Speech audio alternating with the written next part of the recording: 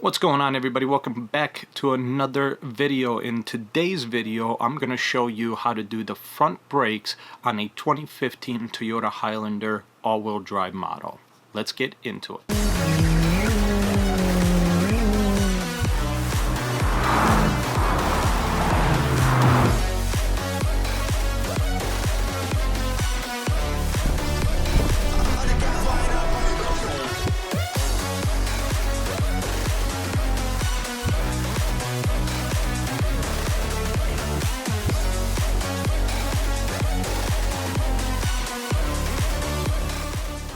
So first thing we're going to do is going to take off the caliper here. We're going to take off these two bolts right back here.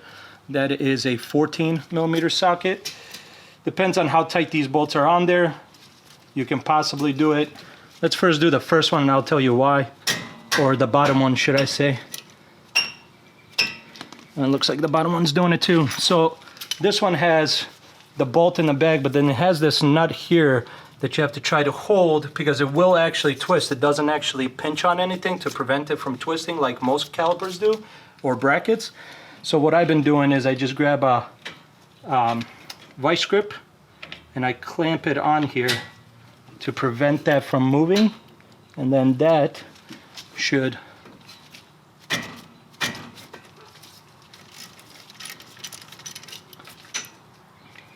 so as long as you have that on tight, it'll allow this to fully come off. Same thing on the bottom here. Now on the other side I lucked out, I didn't have to do it on the bottom, but it looks like I'm not as lucky on this one. So we are gonna have to use the vice grips here too.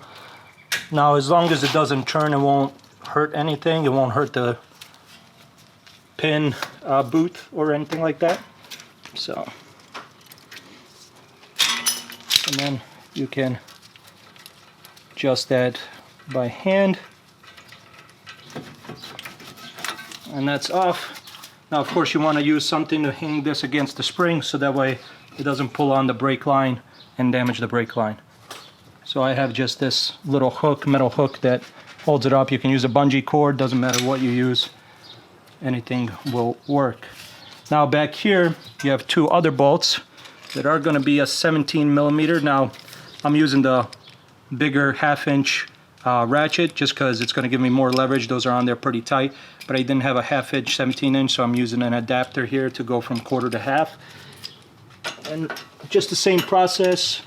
However, since back here it's just directly bolted into the hub, you're not going to need to use a vice grip. It's just going to take a little bit of energy to knock this out.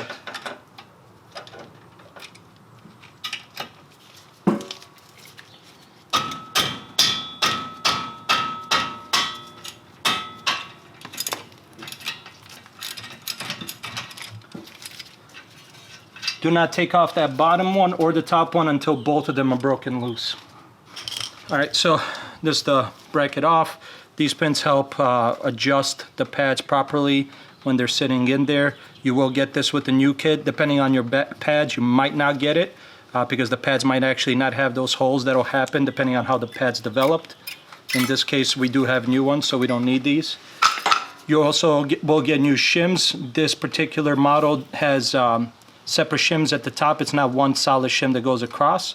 So really all I do is I use a screwdriver, lift here, and that just pops it up. And it's a flat head.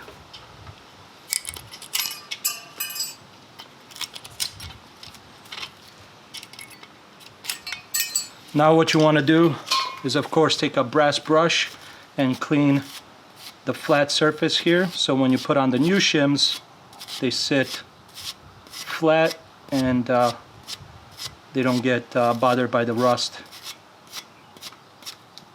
And then of course, to help cleaning, use some brake cleaner. Now that's as clean as it's going to get, and just in case you forgot how these sit on here, it's going to be like that, with the tab, this part being on the outside of the rotor and the I guess the wedge sitting towards the inside, and it's going to be the same all around. Alright, so next thing you want to do before you put these back on, outside of lubing the shims, is these. You want to make sure they're movable, and these are, looks like pretty hard movable. As you saw, you can just pop it out, and the grease on that doesn't look too great. So we're going to wipe off this grease, put a bunch of new grease on it, and then we're going to pop them in, move them around a little bit, then we're going to coat the shims and put it on. So let's do that. So first I wipe off the old grease, then I'll use a little bit of brake cleaner,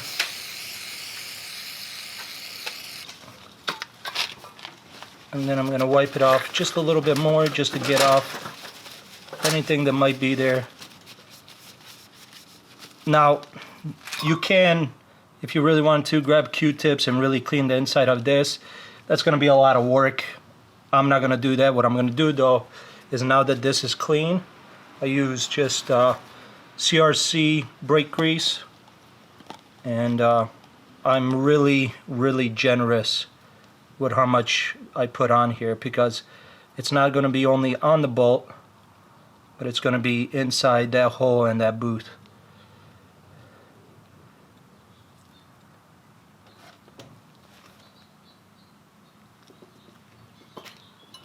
And then you just push it in. The boot will go right on there on its own, and just kind of move it around a little bit to get that grease fully going.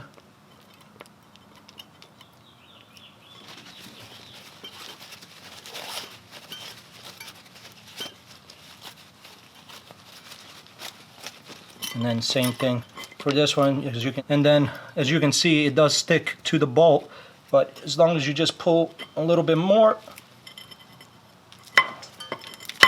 it'll pop right off. Same thing, clean it off and grease it up. So now all you're going to do is, you're going to be a little bit more cautious with the grease here. You're going to put it on top of the shim here where the pad's going to slide into. This is to help the pad slide on the shims and also to reduce no possible noise. Now you want to do it when it's off the actual car, because if you put the rotor on and you bolt this on and then you start putting it, you can touch it on the rotor, and you don't want this grease on the rotor, because then it will prevent the rotor from actually properly braking with the pads. The grease will prevent it from actually having good bite. So you want to do it when it's not on there. Okay, now that that's done, this is going to be the more fun part. There are two ways of doing this. One, you're going to take a hammer and really beat this till you run out of energy, because that's how long it's going to take. The other one is, you can use a 12 by 24 bolt, put it in here, screw it in, and that'll pop the rotor out. However, I can't find those bolts anywhere. You can't even, I went to AutoZone, it wasn't there. I went to Lowe's, it wasn't there. I searched online. The only thing I could do is order them.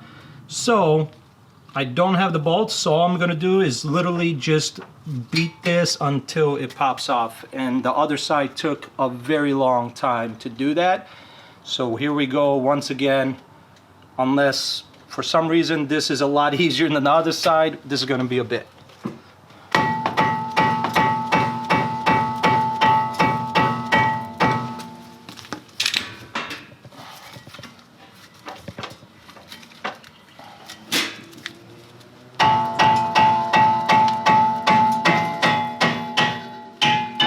Oh wow,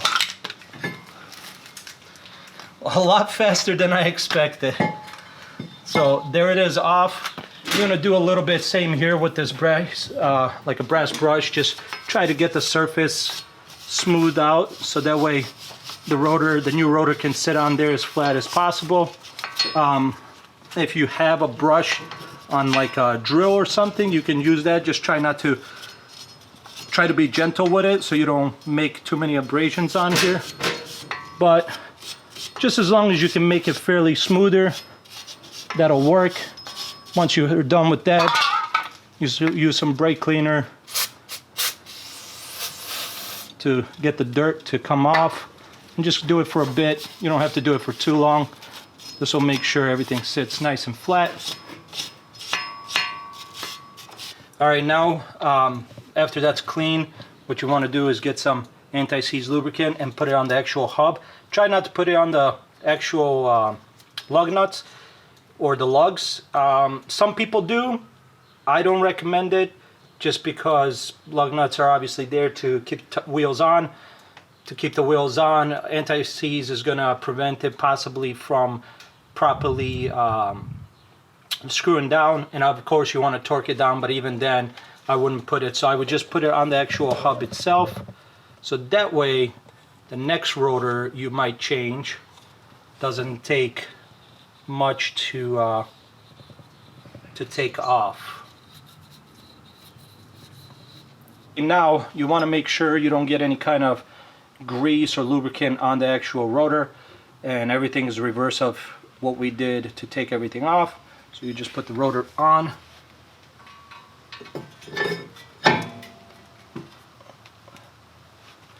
and then you're going to take a caliper bracket, and you're going to put that back on here.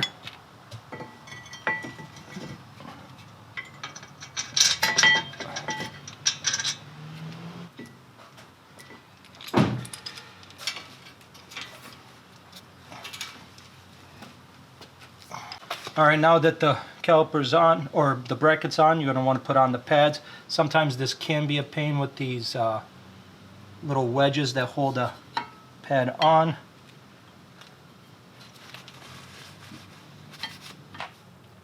Make sure to be careful, and of course don't put any grease or anything on the pads itself. Try to avoid that. If you do get grease on the actual rotor, just use brake cleaner and wipe it off. It should be fine. Now, as I mentioned earlier, you are going to get these little clips that hold, that allow the pad to properly expand. So if you forgot how this actually sits, it's going to be at the top here. So there's two holes. So a lot of people try to do this. That's not how it goes. This is to help expand. So it's going to go like that.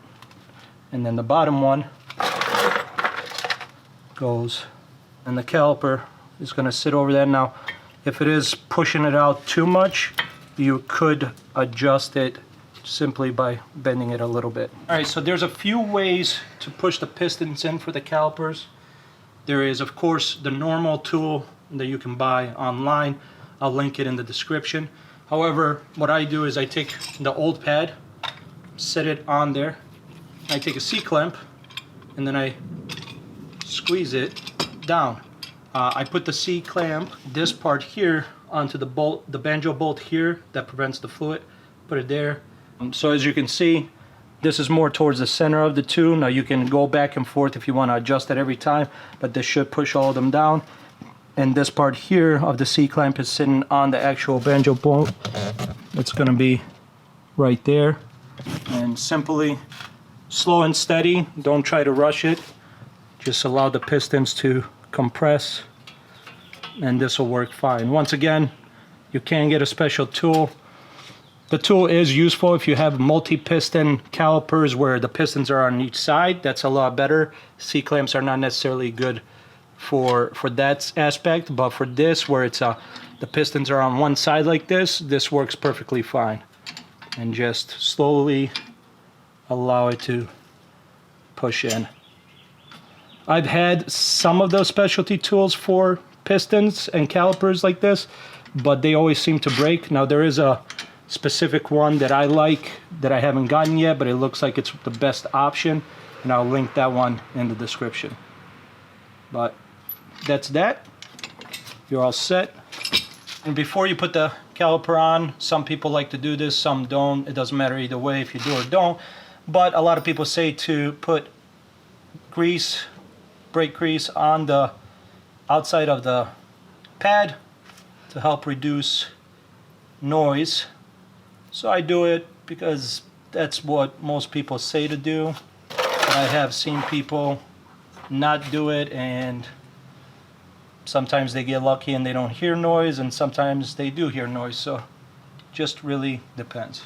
Depending who you are and how you want to do things. If you like to torque spec things, The actual slider bolts here are going to be 25 foot-pounds, and then the caliper bolts, or the bracket bolts, are going to be 76 foot-pounds for the front. For the rear, it's 57 foot-pounds for the bracket bolts, but the same for the actual caliper guide pins. Just in case you wanted to torque spec this. Now that that's all done, put the wheels back on, pump the brakes, and take it for a drive. So you're going to want to turn on the car fully. You're going to want to pump the brakes, and they are going to go all the way to the floor for a bit until you give it a few pumps. You do not want to start driving until this is done, otherwise you're not going to stop. So right now I have a pretty good feeling. Now just take it for a quick drive just to make sure working the way it needs to.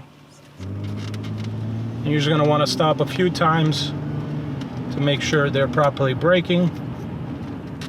You don't need to go too fast. I'm doing about 25-30. Slowly braking, not harsh brakes.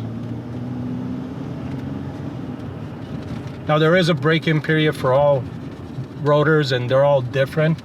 Usually, from what I can tell, you want to drive pretty easy, doing about 45 miles per hour, or even on the highway. But the biggest thing you want to remember is when you're braking, give yourself a lot of distance, because you want to do moderate braking for about 250 miles until the brakes properly bed in.